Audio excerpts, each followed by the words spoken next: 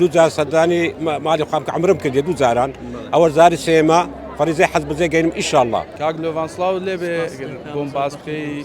گەنجترین کەسی سۆرانی کە فەرزی حەزبە جێگەینی ئەمساڵ چۆنە بۆ تۆسیری چۆنە؟ والله هەستم گەلە خۆشە یعنی لە ژیان ئەو هەستە خۆشەم نەبووە سپاس بەخوای گەورەکە و شوێنە پیرۆزەی کردوتە قسمەتی من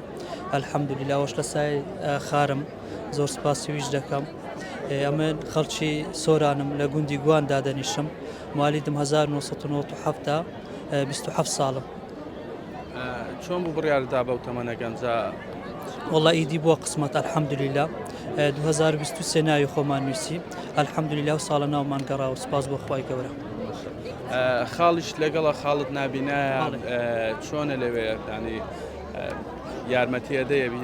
حتمما لە ڕووی هەموو شتێکی یارمەتی دەدەم ئینشاءالله بە سەلامەت دەچین و بە سەلامەتیش دەگەڕینەوە پشتیوان بەخوای گەورە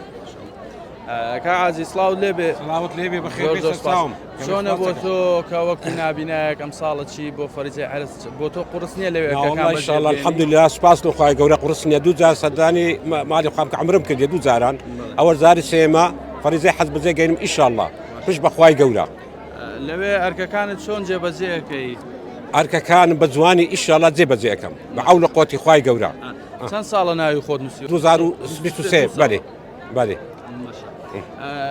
خوارزایەکەت یارمەتی دەرتە بێ لەوێ بێگومانەوە لەگە خۆم نووسە پێکەوە